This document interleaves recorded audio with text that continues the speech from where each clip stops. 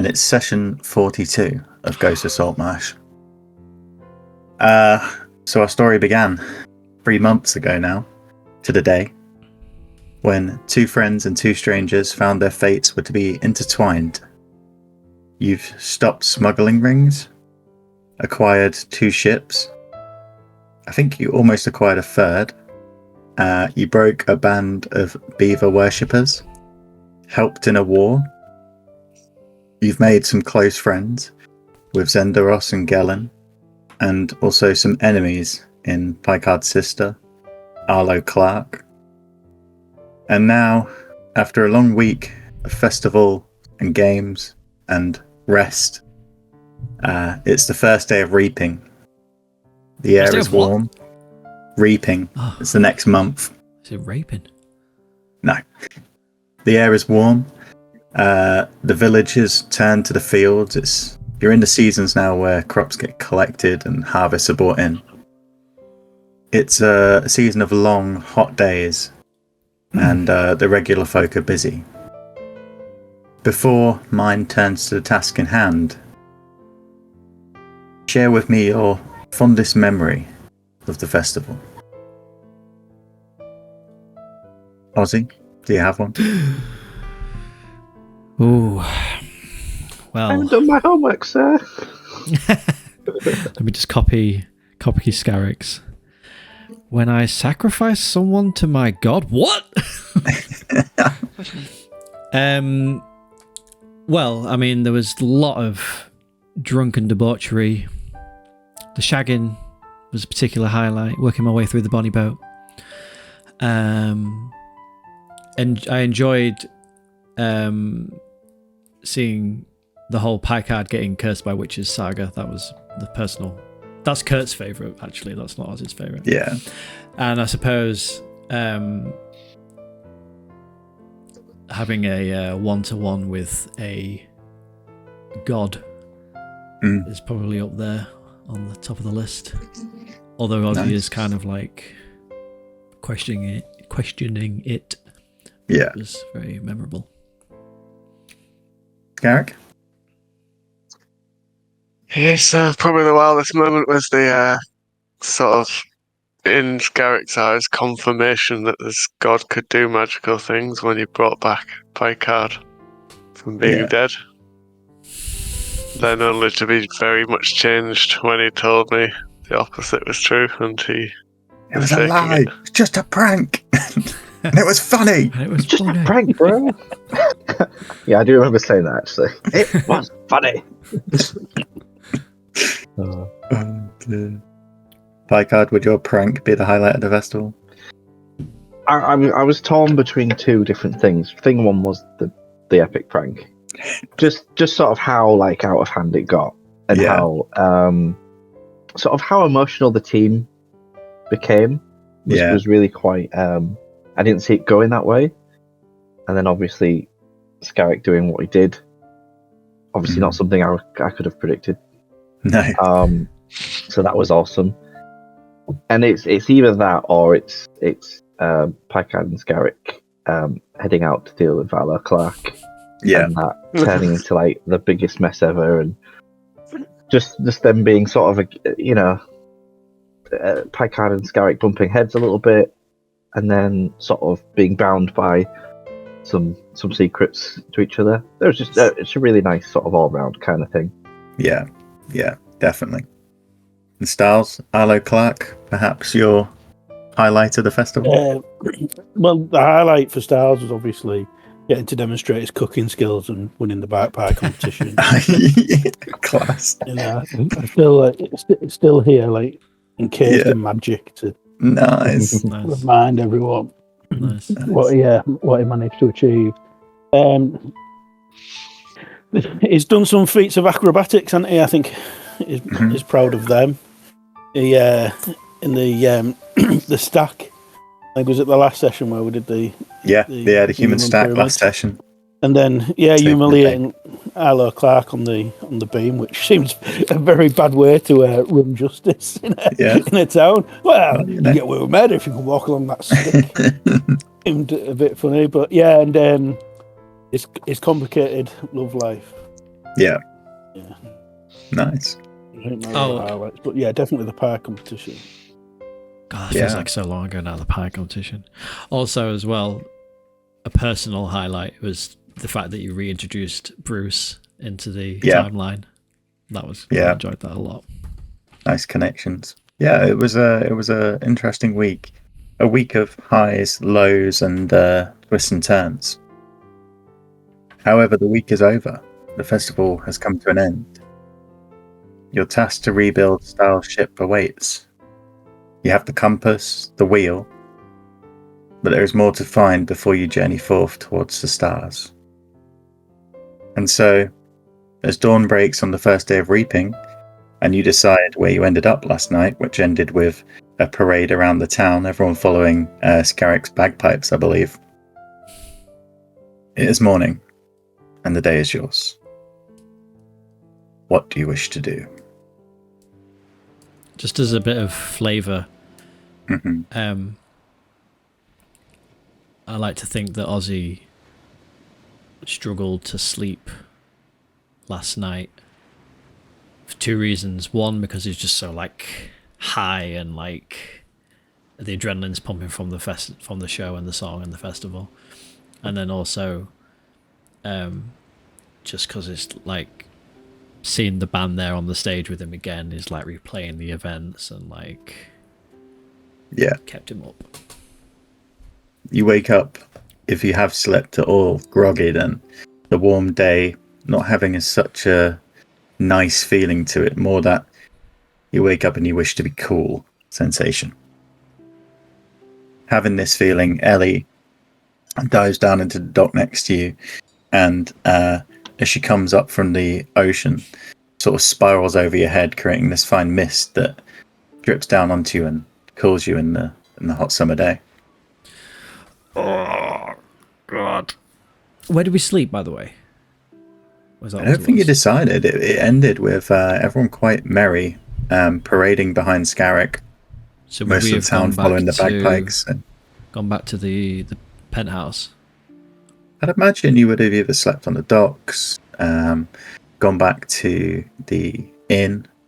You wouldn't be able to sleep on the Jolly Roger as they would be packing up ready to sail this morning. Okay. But depending how merry you got, you may wake up in an alley, you may wake up just on the cliffside. I'm going to say Picard was standing on the docks, staring at the sea as he does.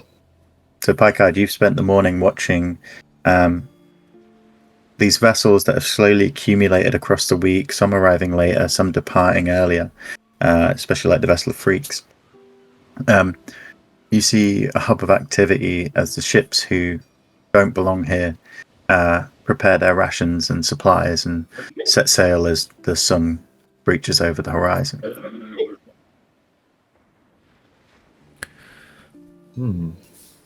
What a week. What a week it's been. Gosh, it feels like it's taken months. But it's been 1 week. Are you alone? Yep. You're talking to yourself? Okay. I'm talking to the sea. Cool, just checking. The seagull next to you comes down, eating some of the scraps that have been left where some of the stores have dumped their wares. Leftovers. Packard tries to stroke the seagull. And he says, "Hi there, feather boy." Make an animal handling check. Oh, God. It's going to be hard. Seagulls aren't notoriously friendly. 20, though. Unnatural, but still a 20. Okay, that's good enough. Somehow you managed to coax the seagull into sort of bringing its food a little closer and allowing you to stroke its feathered back. Yes, good boy. Good boy. There. I would. I like to think I would have eventually headed back to the penthouse. Yep. And then looking. Is anyone around. with you? Is anyone with me? I think wherever. I would have thought I'd be woke very up, drunk, so. Yeah, I'd have headed back to the empty net to get some breakfast and something to drink. Yeah. So. Yeah, I suppose you're I'll with probably have Styles. been to that. Garrick, I would imagine you would have just been. You were awake in a pile of bodies Urine. as such. Oh. 2 or 3 gentlemen laid next to you, head sort of under your arms, your bagpipes deflated on the ground. As you sort of pick them up and push the 2 away, you sniff one of the tubes and realise at some point someone must have urinated into it. Which, you know, as the night goes, you see around you a scattering of empty whiskey and rum bottles. You're just on the outskirts of town, I'd say. Yeah, so I'd probably just head to the empty net. I'd come up from the bottom then and see Styles sat having breakfast, I guess. Yeah. Morning, Styles. Good morning. Good morning. What a what? Yeah. Well, what a week. What a week. You do a lot of things that impress me, Ozzy, but how do you not fall in love with every woman?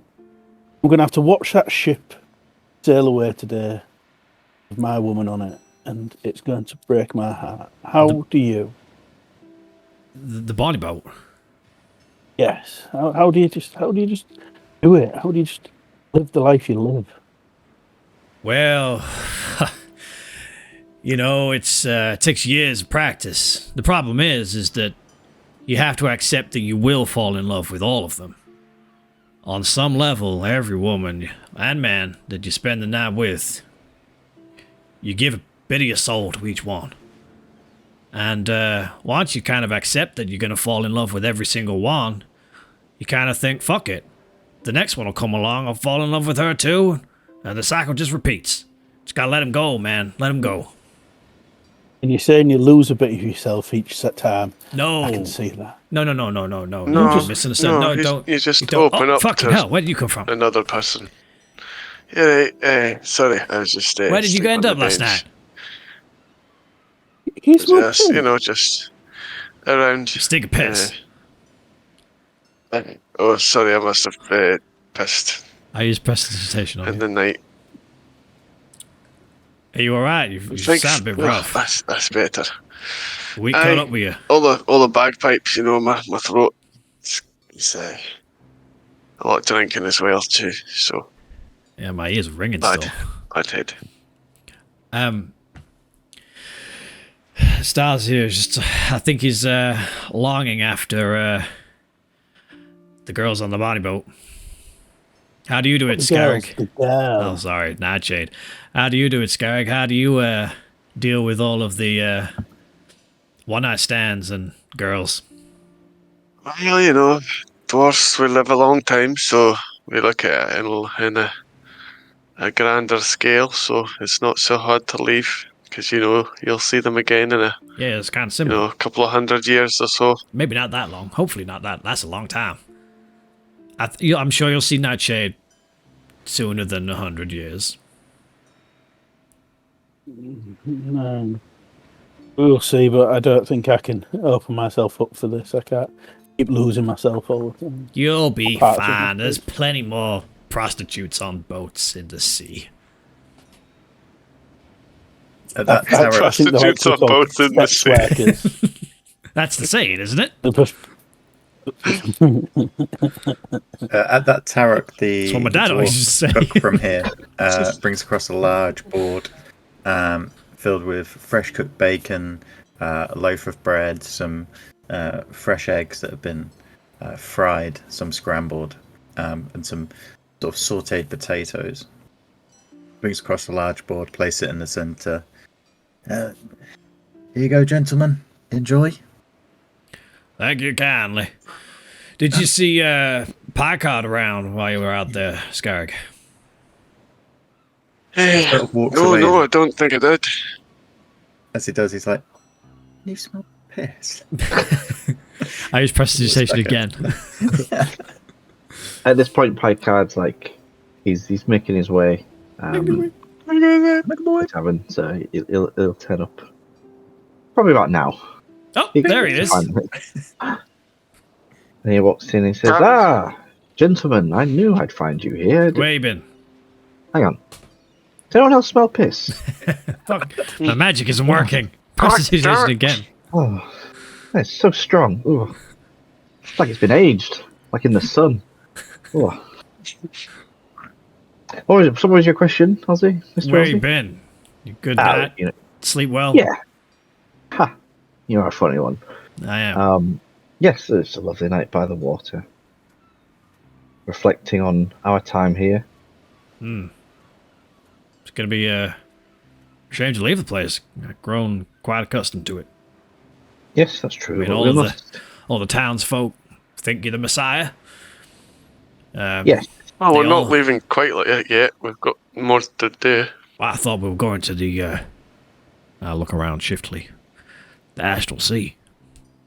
Yeah, but we haven't quite got everything for the ship yet, have Yes, I imagine we'll be around still while we retrieve the other parts. Suppose.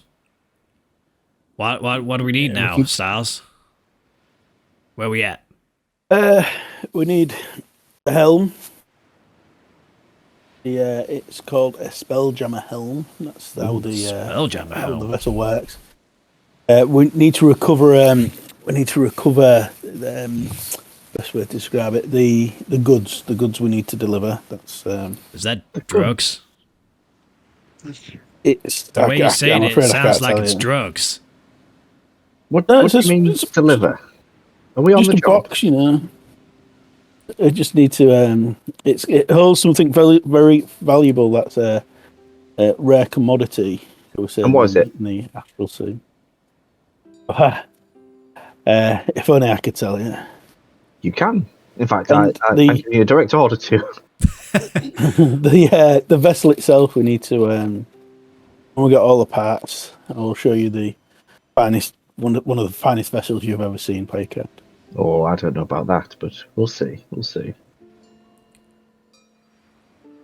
Well, where do we go first, Mr. Styles? Well, we need to go and check to see how the civil servants getting on. Oh yes. The repairs. I think the crew were wanting to get off, weren't they? We need to go sort out that. Yeah, they were. Yeah, the last details from the crew were the civil servants will be ready in 3 days' time from today. So the Wavecrester family were going back to work on it today. And in 3 days' time, the crew wanted to leave ASAP with the vessel. Oh, well. We best deal with that. You know... Put a burner box, is it? Yeah, I was going to say, Styles, you know that the location of the goods is a 1.5 day journey, and the location of Dragon's Rock is also about a 1.5 day journey from Tempesta. That's unfortunately opposite directions. Do you want to see the map? Yes, please. You pull out the map and that's not a journey that can be made on a boat in a box, is it? Though the boat in the box is two or three sizes. One of them's got a cabin. Yeah. It is similar to the. Cramped. Yeah, it's a similar vessel to the one that you took when you went to the not lizard folk lair, the main lizard folk lair where the Sawagan were. So it's seaworthy. I think it's actually quite big. It's got oars and everything, so it would do the journey. Yeah, I'm just trying to bring it up. I've lost it in my inventory. Has somebody stolen it? Do you have to snatch it? What the fuck? Where is it? Yeah, I don't have it. I've lost the boat. Oh no, I haven't. It's here. Folding boat, it's called. Yeah, I think that's the problem. Yeah, it does.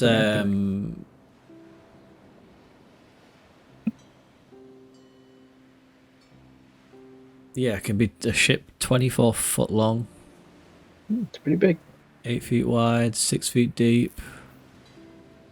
It's about a deck cabin, a mast with a square center. Yeah, so yeah, it's pretty. Civil Serpent, I think. Pretty big. It's got be cozy, but yeah, fair enough. Is that the plan then, Styles? We take the boat in the box. Yes, I'm just worried about the sea serpent. What happens to that, though? I think we might have to commission the crew maybe to look after it and let them use it at their discretion and make us some money. Those bastards running off of our ship. Well, you mean when we're in the astral sea? You mean? Yeah. Can't just leave it. That's a valid point. Unless we could get the crew won't want Ellen to manage it. Well, hang on.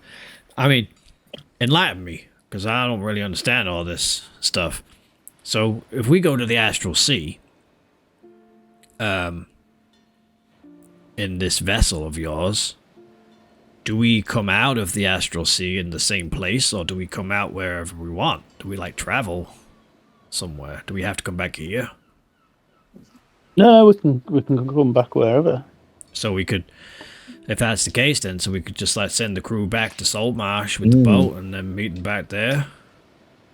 Yeah, we could ask. Ellen might want to run it for us. No doubt during the war, some ships were lost, and there might be a rare commodity, and we might make some money out of it. As long as it's okay when we return. Well, how long are we planning on? Are we going to be out there hundreds of years? It's you can get lost there. I'll say that you can get distracted. Or maybe we should like place a load of like investments and crazy things like that. You know, just in case if we do come back and see who wins. In Google. Hey, dungeon stocks. I don't want to like come back and not be relevant anymore. You know, like I don't want to be like vintage. Oh, I'll see. Old man rock music, you know. I want to still be current.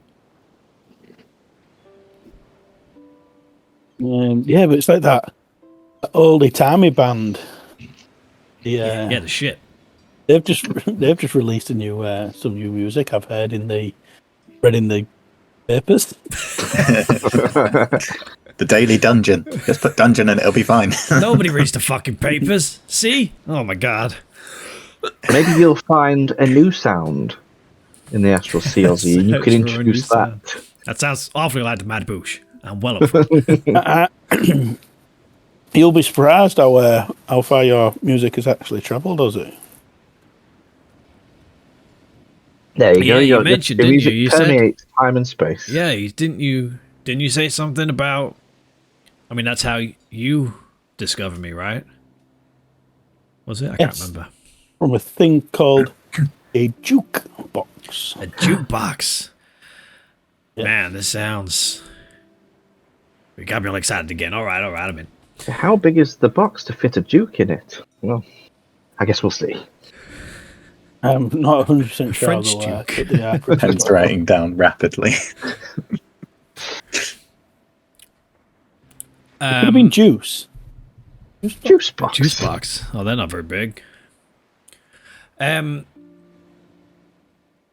well, there's no time like the present. What are we doing then? We have to go get this helm.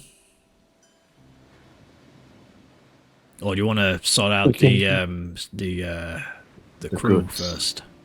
Well, it's going to be another 3 days until repairs are finished, so the crew can't go anywhere, even if they wanted to. Let's go then, unless you want to do some more like farmers' frolics and stuff.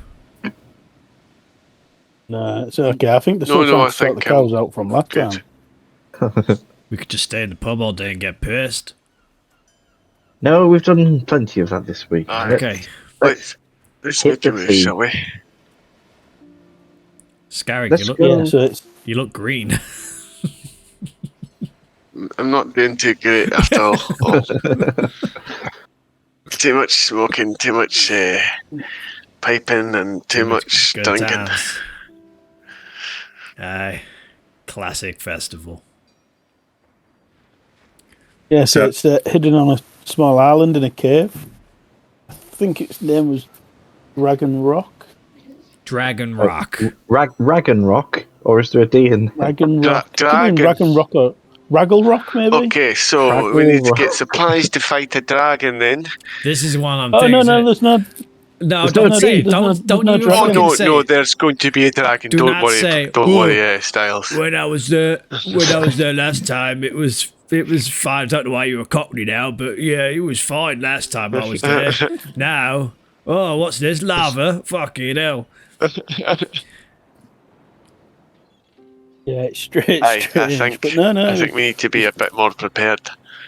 I need to work on my Was impression there of any Styles. drinks of like immunity to fire and stuff? I'm immune to fire. Well, You I'm don't not need to immune to worry fire. about that. You may have something that would make you immune to fire. If you No. remember a certain I feel gift like we we- got from Tattoos. Laurel. Didn't we need something from Who the fuck Burning is Rock? Laurel? who Well, over the finished festival, those? I believe you acquired some. Yeah, didn't someone give us some shit? Or we asked someone to get us some shit? I can't remember. Someone been got so you long. some. It was so long, yeah. It was either a person or I can't remember if Ellie went and got it or one of the guys had just been across. I think it was one of the Wave Masters. Got us some what? The flaming flower. The cinder The petal. thing we need Cinder For petal, the- yeah. Oh, for the Tattoo. tattoo. Yeah, they could be found near volcanoes. I'm sure we asked someone to, Oh yeah, to I've get got us plus some. 3 cinder petals. Oh, nice. There we go. I love that James is method acting a hangover. Don't we need other stuff than that though, or not? Check the book. I'm looking at it now, but there's so much information.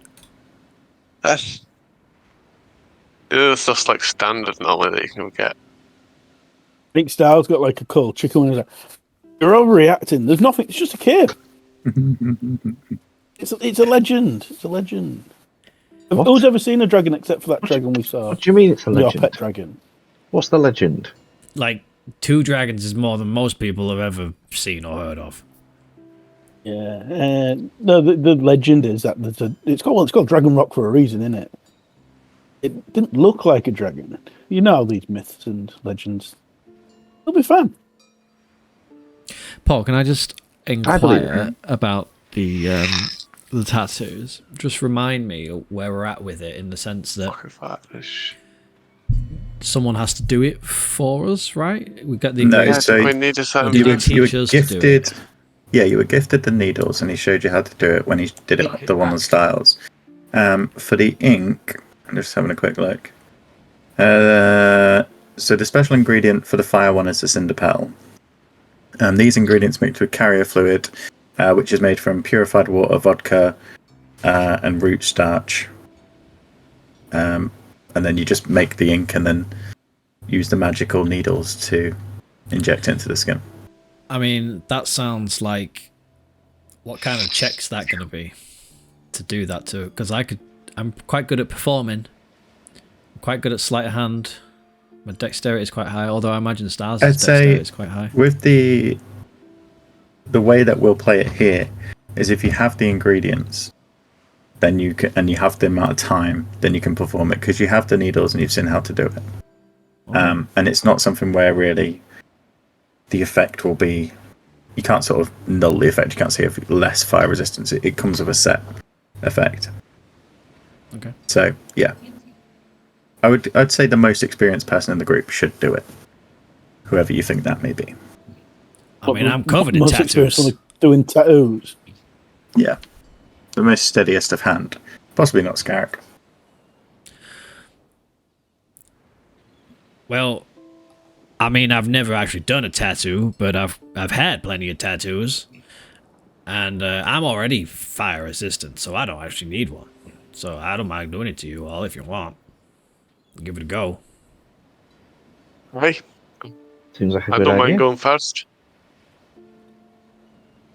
Does- better. If Yeah, we I've already have got- 3, does that mean So let we've me got have a enough quick for look. 1 or for 3?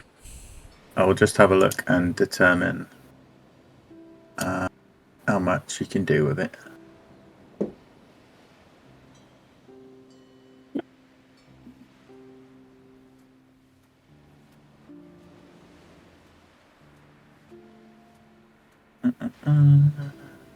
Oh, excuse me. My. Have you changed your mic setup, They did. Alex? Maybe. Basic. You seemed a bit more like, I don't know, lower quality this time round or something. I'm like a bit Really? muffled. Muffled. I don't know. Yeah. I've turned you up to nearly max. You're on Discord. max for me. Yeah, you're a lot quieter than usual. How about now? I mean, it's louder. Yeah, it's louder. It's not. It's not clearer. Okay. What have you changed? Headset. Oh. You guys continue to plan, and I will tell you how much. Okay. We can do. Well, whilst the omnipotent DM decides how much we need, what else can we do? Well, we can get on the ship and travel because we can do that overnight because it's a long distance. Sure, let's do a tattoo on a bumpy sea. I guess everyone's got rations, so... That's not the best idea. I've been come on, you wusses. I mean, I suppose it doesn't have to be a good design, this is the life, it, you know. It's a rare tattoo, so it's got... so absorbing tattoos are very rare. DM. So the coverage for very rare is 2 times limb, chest, or back. Okay, so it's quite a big one. Yeah, so it's going to use all the cinder petals for one tattoo. And I know you said you didn't. It wouldn't be like a check of any kind, but can we have a check for shits and giggles in terms of like how good the actual art is? There's a design. Yeah, there's a design check. It won't affect. It'd be fucking hilarious if Garrick's going around with like this like spazzy drawing on him. Yeah, and it will give you damage resistant of the chosen color, so you'll get half damage when thingy. And when you get the damage, you can choose your reaction to gain immunity against it. So, you'll see when you add it anyway. That's quite cool. It's an absorbing tattoo if you want to look it up. Who wants it?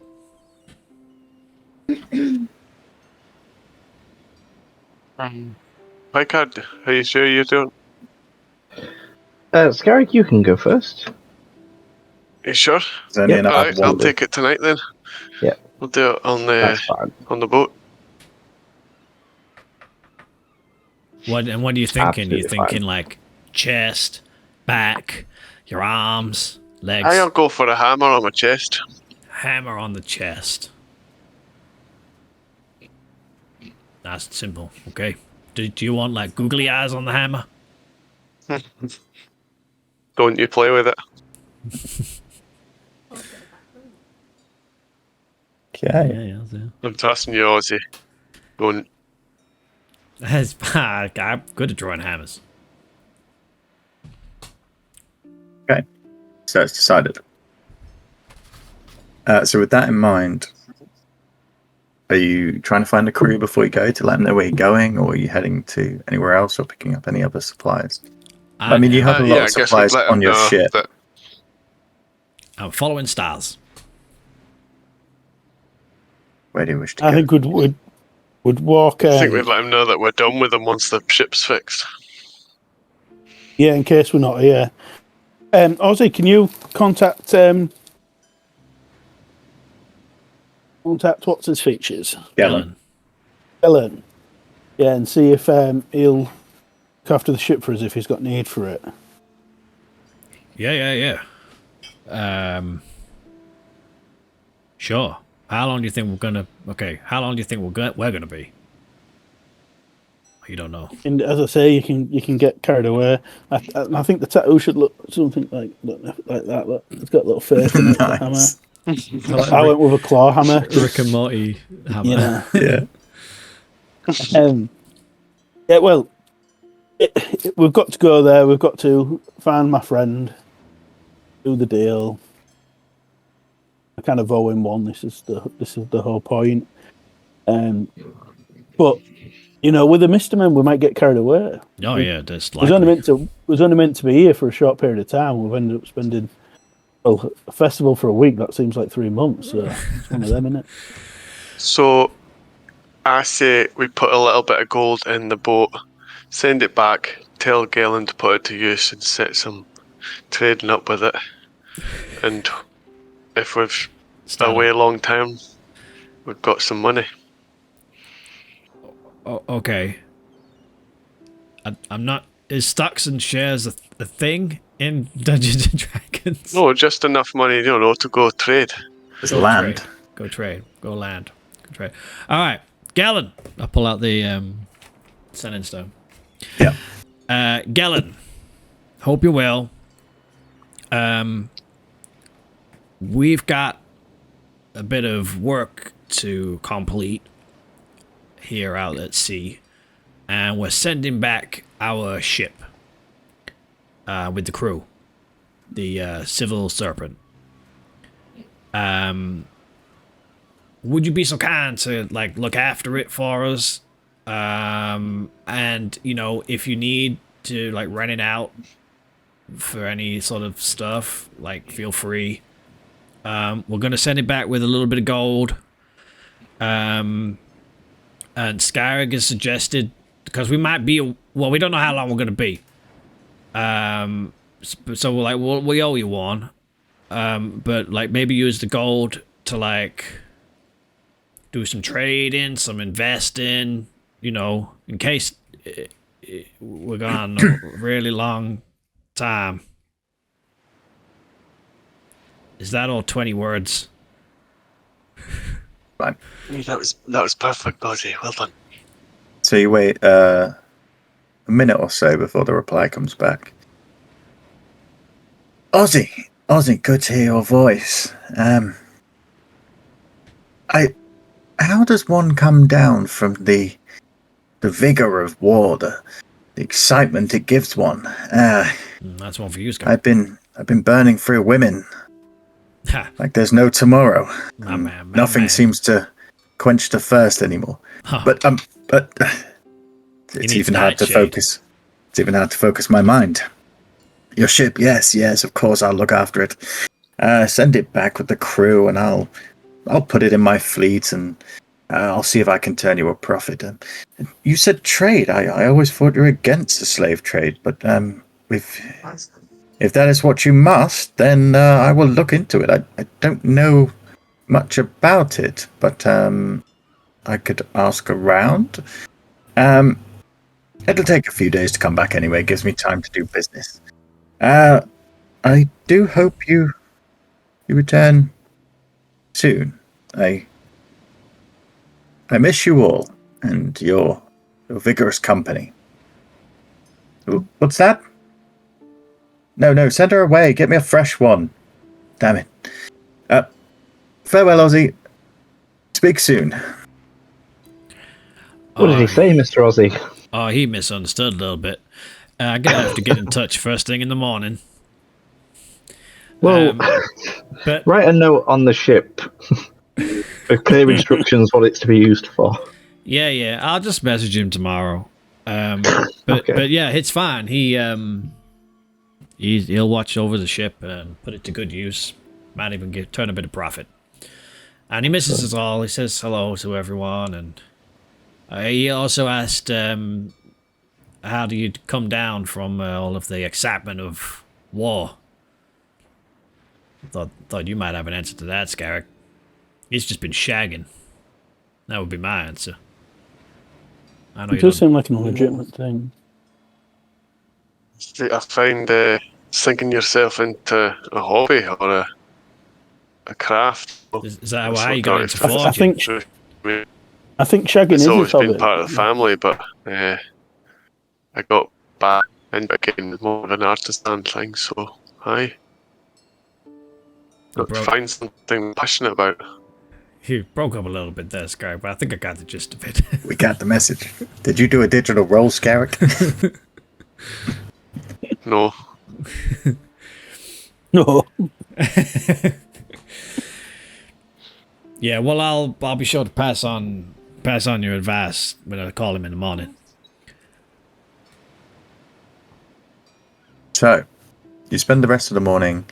I'd imagine Pat Styles and Picard go to visit the crew, inform them of the what they wish them to do. The crew more than obliged to go home and see their families again. And they've said they will take the ship back to Saltmarsh and leave it with Galen and continue on their way.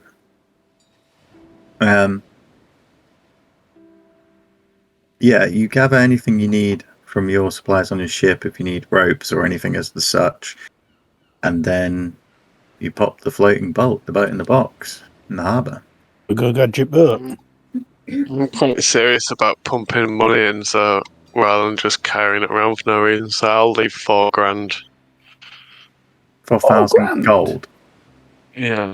How much gold have you got? 6,000.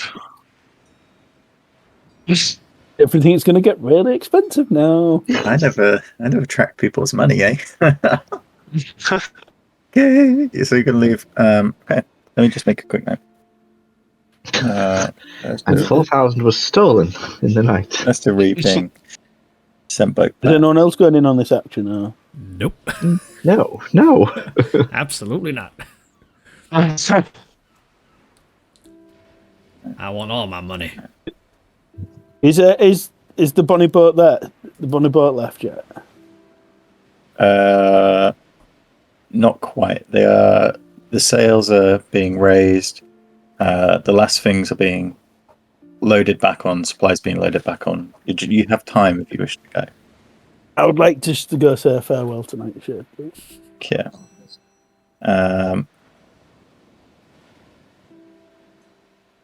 So, as you approach the bonny boat, you see several of the barmen from the Jolly Roger.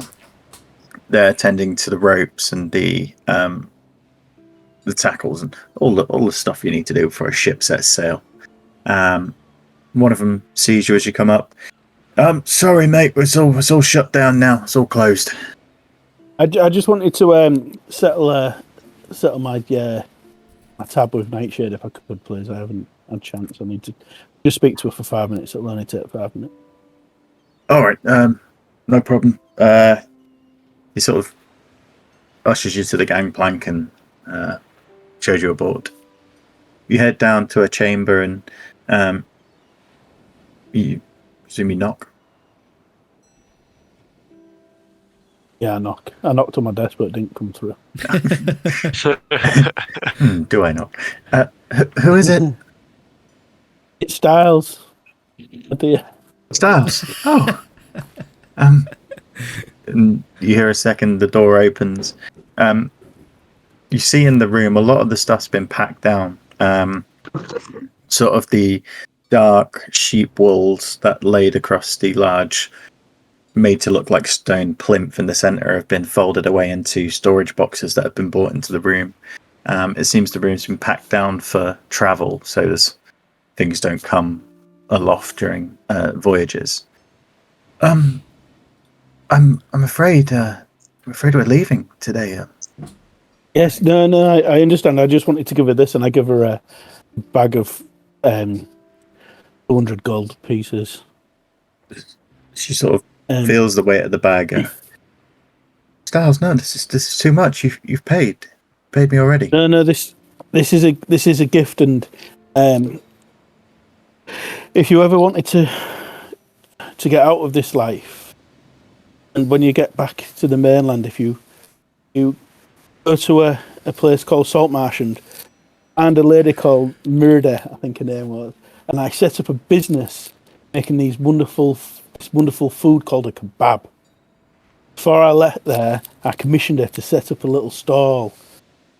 You can take this money and do what you want, but if you want a way out of this life, take this money to Saltmarsh, and I give her like a note with my seal on it. Oh, yeah.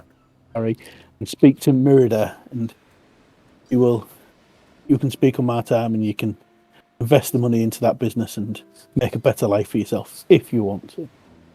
It sounds like a dream, but Styles, if I didn't work in this line of work, I never would have met you. Okay, my dear, I'm going to have to go now. It's hard enough as it is. And she sort of holds your hand as you leave, and then as you turn away, your fingers just lose the grasp on hers. Just one more kiss, Styles. Okay. You embrace for a fleeting moment before turning away. Just a kiss. I gave you 100 gold. You should be fucking bent over now. Suck my dick, bitch. That's my investment. I hope to see you again someday. I do you. Where are you going now? Back to Saltmarsh? I will be returned to Saltmarsh, but we've got a few more errands to finish here first. See. A bit more business to do. But you stay safe, and whatever you do with the money, it's up to you. But if you get a better life out of it, that would make me happy. Perhaps I will save it till we meet again, and we can spend it together. Yes, that is a possibility or an option. I don't like it. Yeah, and as I leave, Stars is smooth. Yeah. As I leave, I think Ozzy was right. I think I have lost a bit of myself today. Wipe away the single tear as you come up onto the deck, and then your mind turns to the task in hand. Your heart may be drawn, but your brain tells you have a mission that you must complete. That is the problem. So, everything in Tempesta completed for now.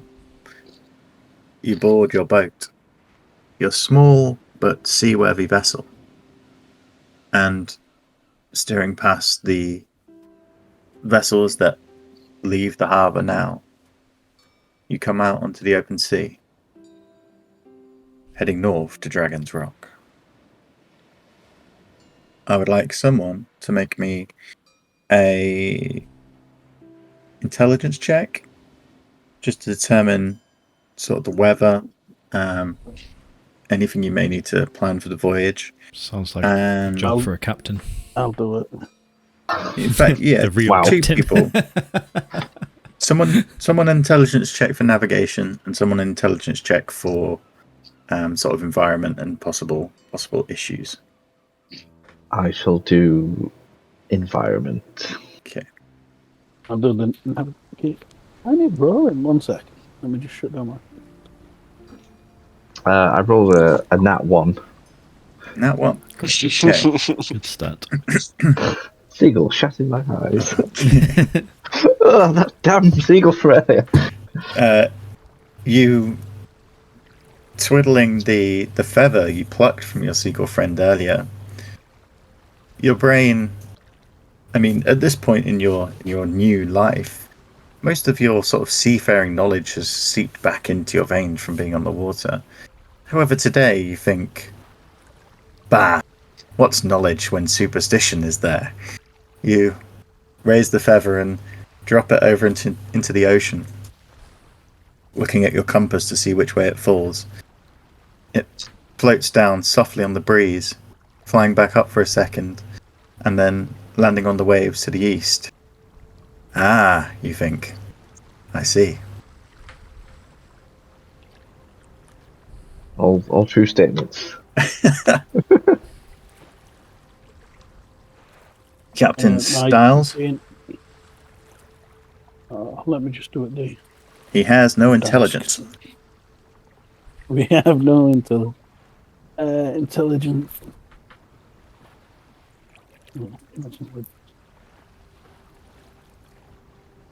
18. 18. Okay. This is a route you travelled before, and the knowledge comes back to you easily. You know the safest way to travel is follow the coast and the shallow waters up between the narrow inlet between Old Town and the island where Far Reach Bay lies. From there, you sail across the short strait between the next two islands and onto Dragon's Rock. You plan the first day's voyage to take you just near the second bank of islands where you can moor up on the beach. From there, it's a half-day stretch to the rock through the deeper waters. Is there anything you wish to do while you're on the vessel? Who is helming? Who is... I would be tattooing Scarrig. Yeah. So you two are tattooing, and I presume Styles is steering or sailing. Yeah, yeah. I've got my D&D is Beyond working now. Sorry, I'd have Ellie cruising alongside us as well. Yeah, keeping a lookout and filling in the Some gaps. of the time where she spends Picard capturing fish and dropping them onto the deck, and the rest she spends flying above. For some reason, I feel a bit paranoid about killer whales. You know, I just got a recurring nightmare of That's not what you need to mystical, worry about, mate. a mystical dragon that says killer whales. Okay.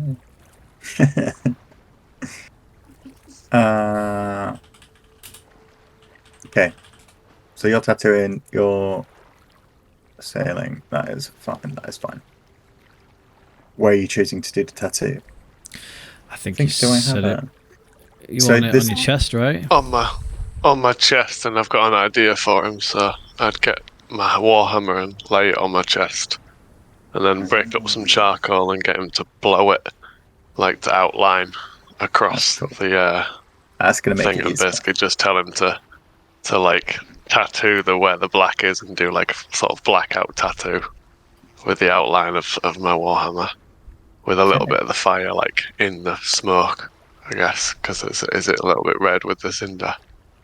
Yeah. The pigment in this. Or is it all red? Is that the idea? Yeah, it's predominantly red. You could crush in a bit of black into it if you wish. Just do red with black highlight smokes through it. Yeah. Sounds ace.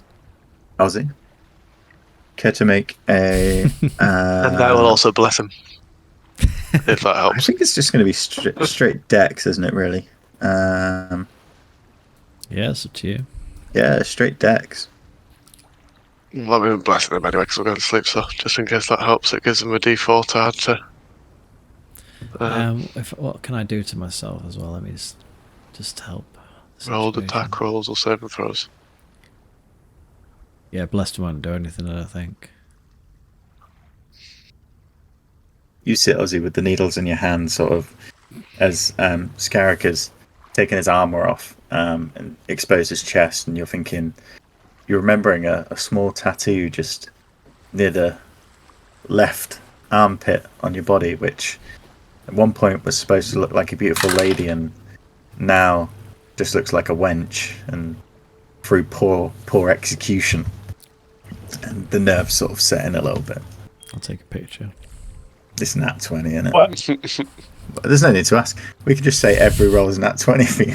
It's ridiculous. I was going to say, while he's at it, I attack the boat, so it suddenly jives to one side. I'd imagine they're doing it in the hut outside the thingy, but you'll be able to see through the window when he started. It was a 23. Okay. But when you like look down at it, it's exactly how you described. You know, the way the smoke and the flame all sort of blend in, hints of specks of red. But then like right in the middle there's two like googly eyes like You like it? This takes the tattoo? This takes most of the first day of sailing. I was just saying, the second you started drawing in the middle with eyes, I'm like, Ozzy, what you doing? Well, no, you didn't see me draw them. Make a stealth check. No. Make a perception check. No, because it's just an illusion. You can't go away with drawing googly eyes. I'm not, it's an illusion. You won't get away with 2 dots, you're not going to get... I see. You didn't see me draw it because they just appear there. Okay. When you weren't looking. So just near the end, they're illusionally there. Yeah. I like it. What? How? No. I was watching. I saw you. I thought that's what you wanted. No. Why did you put them on? I'm gonna kill you. I dropped it. It's just a joke. It's a joke. They can't look. Oh, right. Don't play with me. That's not funny. Jeez, I almost threw you off the boat. I forget how scary you get when you're angry. Yeah. As you two have been tattooing. It's fucking great. I love it. As he turns around and like walks off, he's got 2 big googly eyes on his back. Yeah, so sorry. Now you've completed it, you can add absorbing tattoo to your. I think you add it maybe to your inventory, perhaps, and you might be able to even equip it, James. All right, one sec. Yeah. Like So for those of you who weren't in the homemade tattoo parlor, which was a wooden shack in the center of the boat with a bench, you've seen the mainland go past, the attractive inlets, the small secluded beaches, and around noon you've come up past the island where the old town was. Remember, you landing there and heading to the castle. You can see the castle on the high part of the island, and you're sailing through the narrow straits in between, heading out the other side. You see across the stretch of ocean the 2 islands ahead to the sort of northwest, and you make a line straight across. As you come to the center of these, about the time when the tattoo would be finished, the sun, a bit lower in the sky, but this time of the day, you get long days anyway. I need Ellie to make a perception check. Ellie. My Ellie dice. Ooh, it's good. It's an 18 for...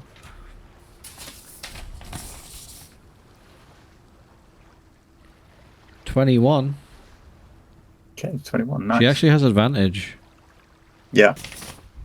May as well. May as well get the nat 20. Natural 20. And it's not the same. It's a different dice. There was a different dice. I specifically bought you a dice tower.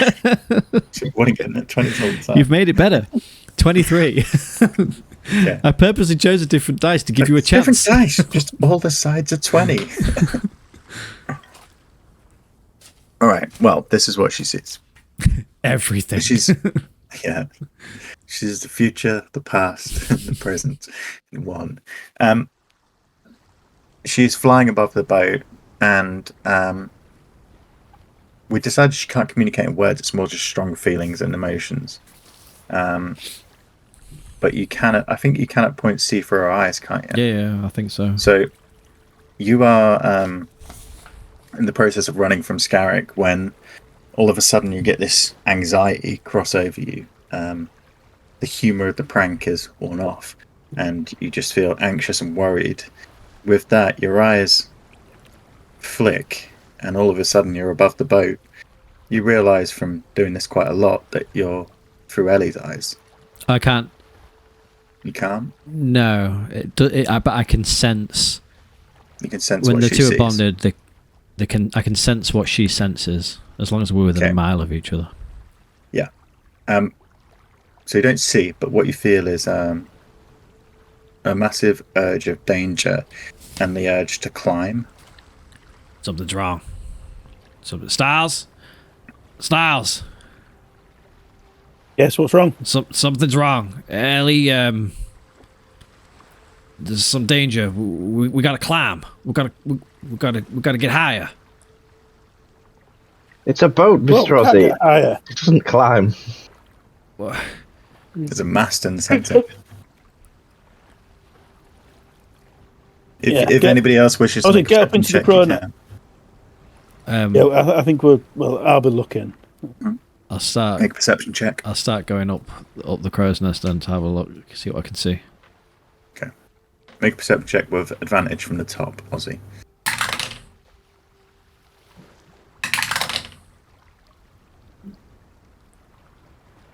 $21. Perception. I've got advantage because I've got my eagle eyes on. Pop your eagle eyes on, boys. 22. 22.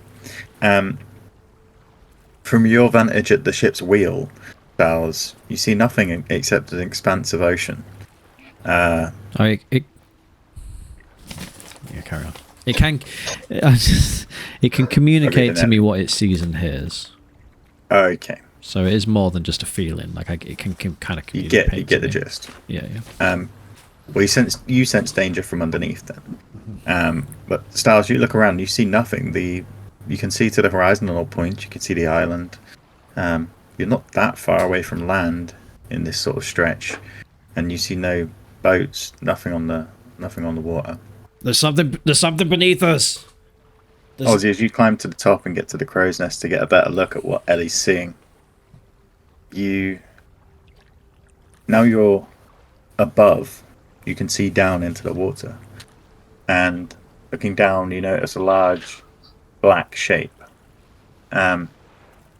It's hard to tell distance under the water because of the refraction, but it seems to be possibly the ocean bed, and it seems to move like seaweed, except as you peer more closely, it's keeping pace with you.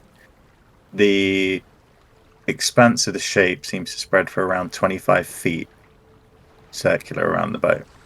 Oh, Styles, there's something underneath us. Something big. I'll rush to the edge and look over. So if you look perfectly down, do I obviously see? Yeah, so as people are peering down, you see just what you're used to seeing is like the clear blue water and the sandy bottom. Down there, it's dark and there seems to be something down there, but it's hard to tell what. Icard, have you seen anything like this before? No, this is unusual. This is not good. Have I seen anything like this before? No.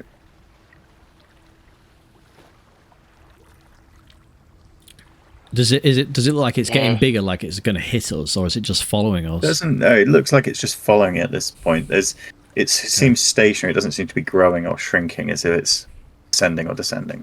And how far away are we from where we're going to land? Yeah. Currently, you are sort of slap bang in the center of this strait, the deepest part of the trench. Oh, so we're not. Did you say we're not that far away from land? You can see land on the horizon, but you are. So I'd say you travelled 3/4 a day. You've got about a quarter of a day, maybe 4 hours to get to the other side. Maybe about an hour to land. Let's not do anything crazy for now. And then let's just keep going. Do something crazy. I could cast darkness on it, and maybe that'll confuse it, and we take a hard left. I mean, sure. If that's not crazy, then yes. I say we just leave it and just. Only if it does anything.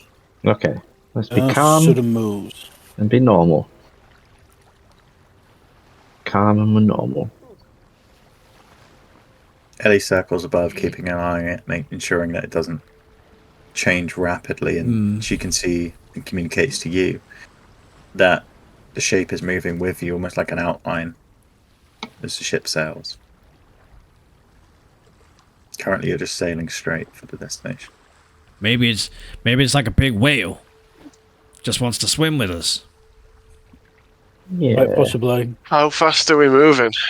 Would it be ridiculous to hang over the board on a rope and get under the water and pull We myself won't be back going over? that fast. We're only going like the speed of the wind, right? I wouldn't advise that. I think we just, if we know what it is, we can't do anything about it. 11 miles per hour, so you're probably moving 9-10 miles an hour. You can breathe and see underwater, right? Why don't you stick your head in and have a look? See what it is. That's what I was planning. I just want to have I'll dangle you. little look. I don't think that's a good idea. I think we just I'm need going to grab a rope and loop Yep, on. I fully endorse We'll this. be fine. It'll be fine. Go This is quietly. fine, don't worry. I'm picking like dangling Scarrig over the edge. Like, I'm rolling backwards like a proper diver. As soon as you hit the water, the salt water stings your fresh wound on your chest and your tattoo. And you take a sharp intake of breath. Luckily, you can breathe underwater, so you're not choked. Make a perception check while you're under. You can see this shape, but it's hard. It's hard to almost comprehend what it is. I say something along the lines of stupid dwarf.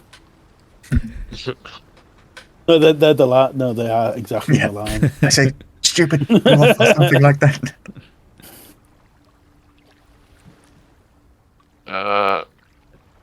That was shit.